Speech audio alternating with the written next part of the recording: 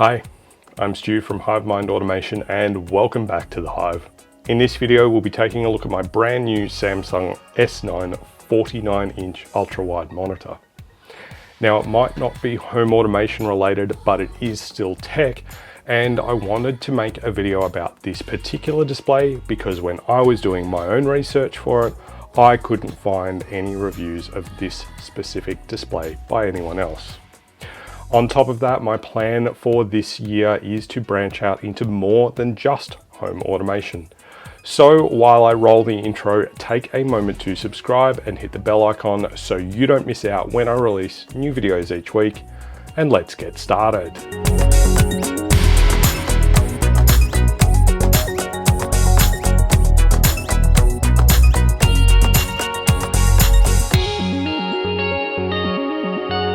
So I've been wanting a better display for my home office desk for some time.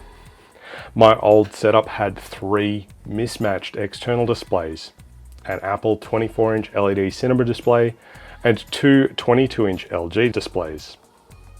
In order to use those three displays, I needed to have several dongles to work with my 15-inch MacBook Pro, which only has USB Type-C ports. So I had a Dell D6000 dock driving the two LG monitors and supplying power, and a USB Type-C to mini DisplayPort adapter for the Apple LED cinema display. Now, this setup has worked fine for a very long time, but there's a couple of really frustrating things about it. Firstly, the D6000 dock and the mini DisplayPort dongle, when there's only four USB Type-C ports to make use of on the machine, to tie two of those ports up for the displays without then even getting to plug in any other peripherals, is presenting a bit of a challenge. Another thing here is that as soon as I installed the required DisplayLink software to enable more than one monitor through the Dell dock, those LG screens started to look really washed out, to the point that I couldn't see the cell outlines on an Excel spreadsheet, and grey text on a white background was really very difficult to read and so washed out that it was almost impossible to read that. Also, the Dell D6000 dock only supplies 63 watts of power over the USB Type-C port. And this matters because Apple don't recommend running 15-inch Macs from anything less than 87 watt power adapters. And they've even stopped selling the 87 watt power adapter when they released the 16-inch MacBook and replaced it with a 96 watt power supply. Now, in most real-world workloads, most of the time you're not going to be drawing much more than about 60 watts, but what you will notice is slower battery charging, and the lower power can lead to other problems. So in order to solve those above-mentioned frustrations, I've been saving up for a few months, and I finally pulled the trigger on Boxing Day and ordered myself this Samsung S9 49-inch 120Hz curved VA ultra-wide QLED DQHD monitor. Yes, that is a mouthful. The model number is LS49A95OUIEXXY. Now, I paid $1,939 of my own money at ScorpTech, and that was down from $1,999 as part of a Boxing Day promotion from ScorpTech. And at the time of writing, that price is good until the 5th of February 2022. Now, I'm not sponsored by Samsung or ScorpTech, and the opinions expressed in this video are not being influenced by any commercial deals. Now, first things first, this monitor is absolutely massive. At 49 inches on the diagonal, that is more than 1.2 meters, and it's quite intimidating to look at the box. Thankfully, the friendly staff at ScorpTech gave me a hand loading the box into the car, and I was able to get it home without any trouble. It's not super heavy, but with a total box weight of 20.1 kilograms, you do well to have someone help you lift it. I managed okay by myself, but it's probably safer to do it with two people. Now, you do need to attach the stand before removing the monitor from the box, And you're going to need a pretty decent sized desk if you're going to get one of these monitors as well. It's 1200 millimeters wide, 350 millimeters tall without the stand, and once it's on the stand, it's up to 520 millimeters tall, and it is 350 millimeters deep with that stand. There's plenty of adjustment on the tilt and the height, and also there's a swivel adjustment there as well. So you will need to make sure that your desk is big enough to accommodate the screen, and with that 350 millimeter depth, you also need to make sure that you've got enough space to accommodate your keyboard and mouse or your laptop. Now, speaking of the stand, there is also a mount in the box to enable it to connect to a standard VESA mount as well. The Samsung S9 boasts a maximum resolution of 5120 by 1440 and a refresh rate up to 120 Hz. And that makes it essentially two 27-inch 2560 by 1440 monitors side by side without a bezel sitting in the middle. Now, some of you out there might be thinking, well, why didn't you get the Samsung G9 Neo? I've seen it for about the same price, and you'd be right. At the time of writing, the Neo G9 was $19.99 at ScorpTech, only $60 more, and it has a higher refresh rate, better HDR, but I chose this monitor for the main reason because it has USB Type-C input, and that USB Type-C input also supplies 90 watts of power to a connected laptop, where the G9 Neo doesn't have a USB-C input at all, and therefore no power delivery. Now, my personal use case for this monitor is predominantly going to be for productivity, plugged into either my work laptop or my home laptop. And I kind of needed that USB Type-C functionality.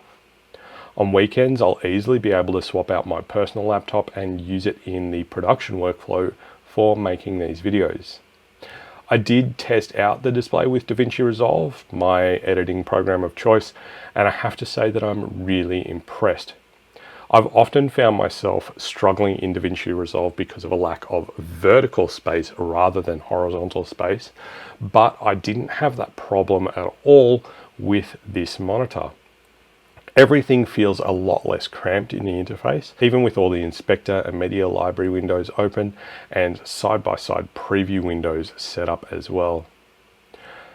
I also fired up Blender for a couple of minutes to see how that looked, and I think it looked pretty good.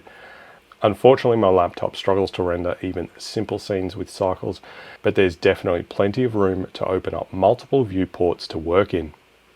It's definitely going to be an adjustment to getting used to this machine, but I'm definitely looking forward to making that adjustment. It is worth mentioning here that I use Macs for both work, and I use a Mac as my personal laptop, and the Samsung software doesn't come for Mac OS, so there is probably some features I'm missing out on with this monitor in this setup. Now, eventually I do plan to build myself a new gaming PC, which will likely be running Windows, and I'll be using this monitor for that gaming as well. And I think gaming with this monitor is going to be awesome. And I did a couple of tests both on my Mac and with my existing gaming rig, but I wasn't able to get too far with the tests, mostly because my personal Mac can't run games very well, and using the work one for gaming is definitely frowned upon. Now, a gigantic monitor like this one is going to be pretty versatile, both for productivity and gaming. For a lot of my workflows at work, I often have multiple windows open, some for comparison or for reference materials, like API references while I'm working on some code, and various dashboards for monitoring systems. And I also tend to have Microsoft Teams open a lot as well. I work with a lot of spreadsheets too, but being able to view a default size spreadsheet up to column BZ without scrolling does seem like overkill. That's 78 columns. Now, I don't make spreadsheets that wide, though I have seen some. Where it does make a lot of sense is where you need to be multitasking. Now, I always have a Teams window open alongside my other tasks, and being able to keep everything in front of me should help to reduce the frustration of context switching, that is, switching between tasks. Unfortunately, macOS's native split screen view is limited to 2 windows though, and that definitely has a use case, but it is a limitation. Because of the sheer size of this monitor, I can comfortably get 3 or even 4 apps running side by side on it. The sweet spot for this monitor seems to be 3 to 4 windows side by side, and even in a 4-up configuration, each window is still larger than an A4 sheet of paper, making it perfectly fine for reading websites, coding in your favorite IDE, or chatting in Slack or Teams.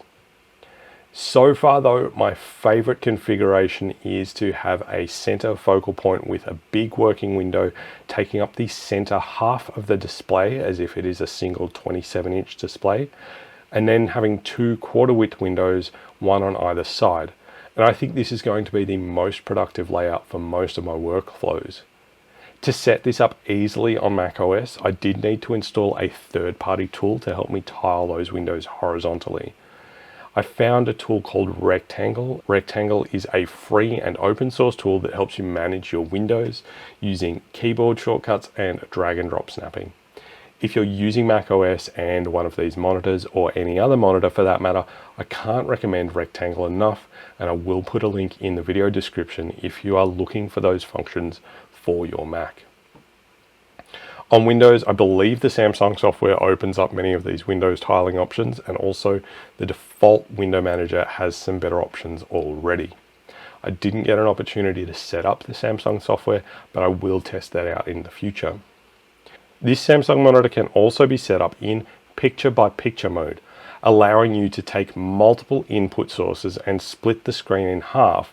So like I said before about having 2 27-inch displays side by side, you can set up this monitor to have one input on each half of the display. And then using the built-in KVM switcher, or keyboard video mouse switcher, that also then allows you to set up your keyboard and mouse plugged into the display and then route them out to each device so you can switch between them with a push of the button. And if you set up the monitor correctly, switching the source for the whole display should also switch the USB peripherals to the other computer.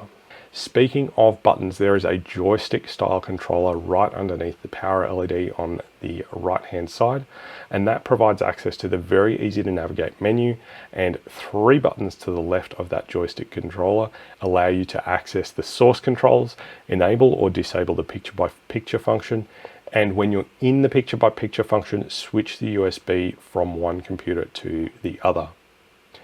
Disappointingly, the included documentation is lacking with how to set this up properly, and the website has no manuals or downloads available either, and I've had some trouble getting it to work reliably with my Mac. That being said, I believe that may be partially due to the USB Type-C cable included in the box, which I have noticed is a little bit thick to bend around the corner to go through the cable management built into the stand. From productivity to gaming, it's definitely worth mentioning that not all games are going to support an ultra-wide monitor like this one, but more and more titles are adding support, so your mileage will vary here. Unfortunately, my poor MacBook Pro struggled to run Shadow of the Tomb Raider at 5120 by 1440 at any more than about 8 frames a second, but it was still able to render the full field of view across the whole display, and it looked great, albeit with an awful frame rate. But that is down to the MacBook and not the monitor. To properly put this monitor through its paces, I temporarily grabbed my gaming PC from the other desk and loaded up a couple of games. Now, as I mentioned, it's not all games support this size display, and the ones that do might not work as you expected. For the ones that didn't work as expected, I loaded up Tom Clancy's The Division 2, and I was able to set up the right resolution and even turn on HDR, but in-game it was a little bit weird. Did I mention the display is also HDR? Well, it is. It's not exactly mind-blowing with its HDR output rated at HDR 400, but it's definitely got great color rendering and handles dark scenes well without a huge amount of bloom. Back to Tom Clancy's The Division 2, the game rendered as if the right half of the monitor was the center of the field of view and the left half was an extended monitor, which might be good if you're blind in your right eye. I'm sure if I spent more time on the settings, I could probably get it right. So if you have some experience with Tom Clancy's The Division 2 on an ultra-wide monitor, feel free to leave a comment in the comments section down below and let me know how to set that up properly. In Assassin's Creed Odyssey, everything rendered well and the center was in the right spot. But annoyingly, the HUD elements or heads-up display elements, things like the minimap and weapon selector and all of those kinds of things, were rendered at the extremities of the display. So if your playstyle relies heavily on those HUD elements, then you'll end up turning your head a lot to view those elements. For games that worked, both Doom Eternal and Shadow of the Tomb Raider worked perfectly with this monitor, although Doom Eternal took a little bit to set up.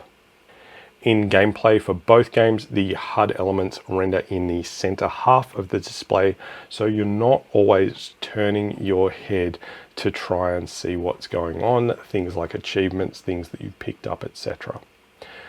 And with the gentle 1800R curve, that is, if you were to draw a circle with a radius of 1800 millimeters, so from the center to any edge is 1800 millimeters, that is the curve that you would get on this monitor. That gentle 1800R curve and the extra environment rendering out to the sides makes the game so much more immersive, allowing you to see things in your peripheral vision, and that extra immersion drawing you into the game makes the experience very similar to VR without having goggles on your face. Now I should mention though that my poor old RX 580 graphics card in my current gaming rig did struggle to drive this many pixels at a reasonable frame rate in games. So if you're looking to get one, you're probably going to want a very decent GPU if you can get it, such as a 3070 or better would be my recommendation. Thankfully though, for productivity, you can get away without selling a kidney to get a GPU, and the MacBook drives the display just fine.